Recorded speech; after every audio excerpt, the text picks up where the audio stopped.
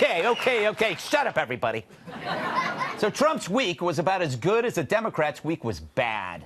First, you have the State of the Union. Dare I say it? Pretty good. And I hate State of the Unions more than I hate children. But it was a solid positive assessment of the world. Strong economy, jobs, foreign policy. Plus, it had something for everyone. On one side, there was more cash for defense. On the other, paid family leave. On one side, a defense of the unborn. On the other, second chances for the incarcerated. So every gift to the right had something for the left. It was more balanced than me when I'm on my meds. And that must have really confused some people. Enough to forget how to clap. Seriously, what was Pelosi thinking? This Dr. Seuss really has something here. One fish, two fish, red fish, blue fish. Oh, and that's brilliant. Good. Oh, shoot, it's time to clap. Oh, I forgot how to clap. Somebody needs new software. The best part, Trump attacking a disease that's making a comeback among doe-eyed Dems. I wonder if he's alarmed by new calls to adopt socialism in our country. We are alarmed by the new calls to adopt socialism in our country. America was founded on liberty and independence, and not government coercion, domination, and control. We are born free, and we will stay free. Tonight, we renew our resolve that America will never be a socialist country. That stings. You know, it hurts some feelings. Like this guy. I wonder what he was thinking. Turkey salad. There's a good sandwich. Chicken salad, overrated. Why don't they make a salad that's a sandwich instead of a sandwich that's a salad? That should be my new campaign. Salads, they can be sandwiches. So true. But there was a softer side to Trump. AIDS research, experimental drug legislation, treatments for sick kids. If he got any nicer, we'd have to revoke his Republican status. But it wasn't like the crowd was having it. Nope. For the most part, Trump couldn't crack a smile from this fighting force of dental hygienists. I know. They were wearing white as a symbol of solidarity about the women's right to vote, which I can safely say I am for, okay? For now. But every time I looked at them, I felt like I was about to get my teeth cleaned. Thankfully, I already had them cleaned. Here's tape.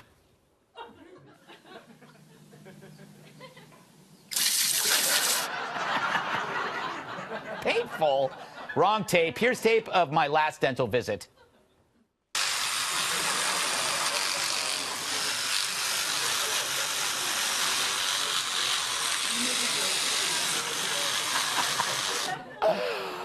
I hope that's not my brush. One more.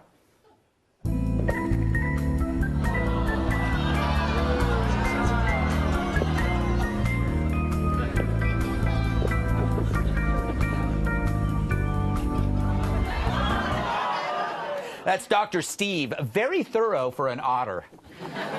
So Trump offered something for everyone. He went after Russia, China. He announced another meeting with North Korea. So, did the media like it? Surprise? No.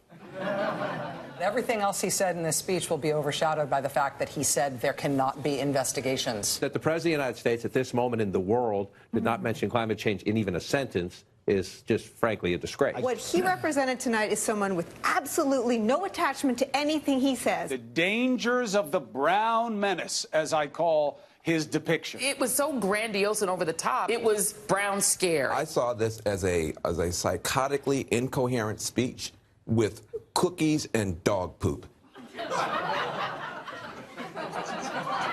Cookies and dog poop. I know what Ben & Jerry's is making next year. Anyway, so what's with all the bile?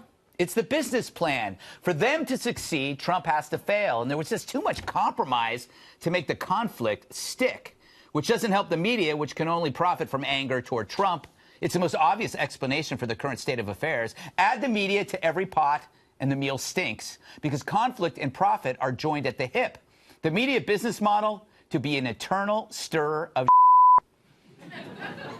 kids in the audience. They're like weird volunteer firemen who start fires so they can put them out.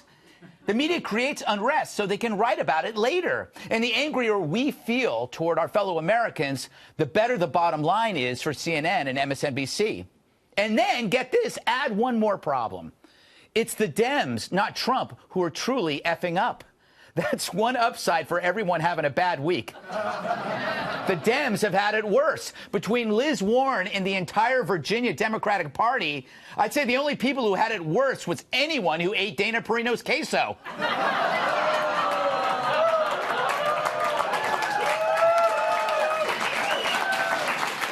Yeah. So while Trump's been a 2-year target of pseudo-scandal dodgeball, the Dems are soaking in the real stuff. No wonder Adam Schiff is running down the street in his underwear screaming tax returns. It's a deflection. The party's in trouble. Mueller's giving them zilch. Trump's doing fine. So they have no choice but to bang pots and pans all around the house like a 10-year-old high on Pop Rocks and hope that maybe the media pays attention, which they will. Here's your week if you're a Democrat. You began with late-term abortion, then right into blackface, followed by sexual assault accusations, then more blackface, then more assault allegations. Could this get any worse? If Virginia's Democratic Party takes credit for Dana's queso, then yes. But you know what? They wouldn't even do that.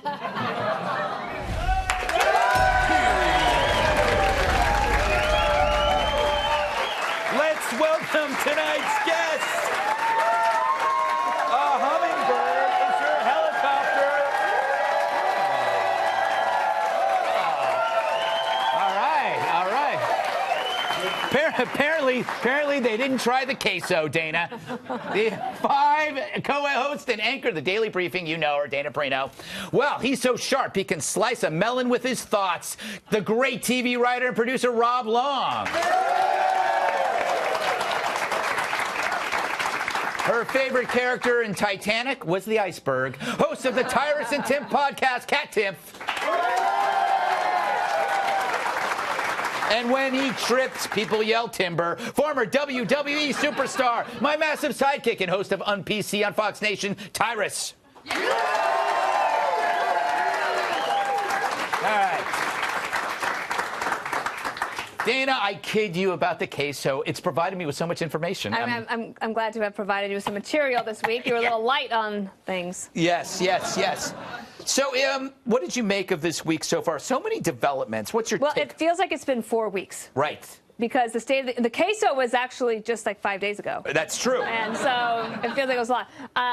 State of the Union, I would say, there were no hecklers. Right. Okay. There was these grace moments where you had a spontaneous happy birthday for an 81-year-old who was in one of the guests of the president. You had some beautiful grace notes. I did think that the most historic point, though, was that the president of the United States, for the first time in our country's history, had to be on the floor of the United States Congress to declare that the United States will never be a socialist nation. I know. And the thing about that is that he wasn't just saying, okay, I'm midway through my term and I got 2 more years left. He's like, okay, this is a choice between what I'm proposing, which is capitalism, freedom, all this good stuff, and socialism. That was a very interesting way to frame it. Yeah, it's very scary, Rob, when you think about it. And I just want to say I rest my queso. Rob, that probably wasn't worth interjecting into that. So jealous. I know, yeah. It's like, what were you during the Super Bowl? What were you doing? Just sitting there eating Pringles? You had queso and guests and friends. You were sitting there in your underwear eating Pringles, saying, you know. What are you going to wear when you eat Pringles? Well, kind of a sheet, so you can kind of like scoop up the crumbs. And, exactly. Rob, what did you make of the week? Take your pick of any issue. The State of the Union, I thought, was like that. the heartbreaking thing about State of the Union was that it was really good, and you just think to yourself, okay, so you can, to Trump, you can do it. Yes. You can do this if you want to. You can actually give a speech that's kind of sweet and sentimental and stuff, and still a little bit fiery and patriotic. Yeah. You could actually be like a really cool, chill, together, emotionally stable person.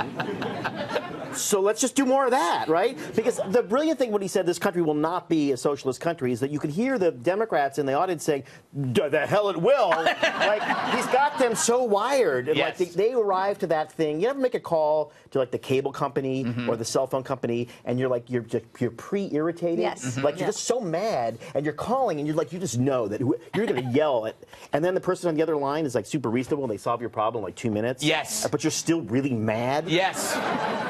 That was the Democratic caucus in that room that night. The villain wasn't what he cracked up to be. Yeah, so mad. Yeah. And they just had to look there and frown. Kat, is it possible for compromise if it doesn't serve the interests of the media? No, I don't think compromise is going to happen. No. No. There are things that people should have been delighted about. For example, sitting there, we had Matthew Charles, we had Alice Marie Johnson, who are free now because of Trump. Right. Yeah. And only because of Trump. Yeah. Because I read about it, and that is how pardons work. Yes. Yeah. So, special report. Again, I bring the facts. It's wonderful. There's so many people in prison who shouldn't be there, or they're there for too long, and there's 2 of them that are free now. Everyone should have been saying how amazing that was. There's a lot of things. Low unemployment. Could have clapped for that. But they were just so mad just because they just don't want him to do anything right. And if there's that kind of environment, I don't see how compromise would be possible. Yeah. Unfortunately. What about you, Tyrus? You know what? I enjoyed, my favorite part was when Buzz Aldrin was on there. Yes. And there was a USA chant. Yes. Yeah. And that was awesome. And the whole room was chanting USA. Yeah. For like 6 seconds, we were a united country. Yes. I'm glad. Everyone was USA. It wasn't like half the room going USA, not on my watch. Like it was, everybody was involved. So at that moment, I was like, wow, we can be unified. That's such a low bar, though. Like, oh, I'm glad our country likes our country. Did I interrupt you? Yeah. Well, what world have you been living in? Because our country dislikes our country immensely. So the fact that they were able to come together on, kids, how many consonants? 2 and a vowel. 3 things they could agree on. Yeah. Some letters. And we already established that those were letters. That was it. That's all we could agree on. And a happy birthday. Remember, happy birthday to the whole. And the other part, if I could get there, Greg and Kat, damn.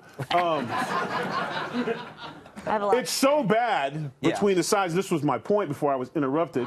The response from the Democrats was pre-recorded. Yes, it was. Which means even a response to a speech, they've already made up their mind. Right. Hell no. So they pre-recorded it so they could all go to Chili's, enjoy queso, and talk about how bad the country is. Like, that's how bad it is. So, yeah, I know it was just USA, but that was probably the last time or the first time in a long time that we've seen both sides do something unifying. It's a good point. You know, I think it was pre-written, and she didn't even watch the speech. Do you know that? She didn't watch the speech. Oh, she has to. Yeah. If you've already pre-recorded it, then you can go to the bar. Yeah, that is true. And Why did I think of that? What am I doing here?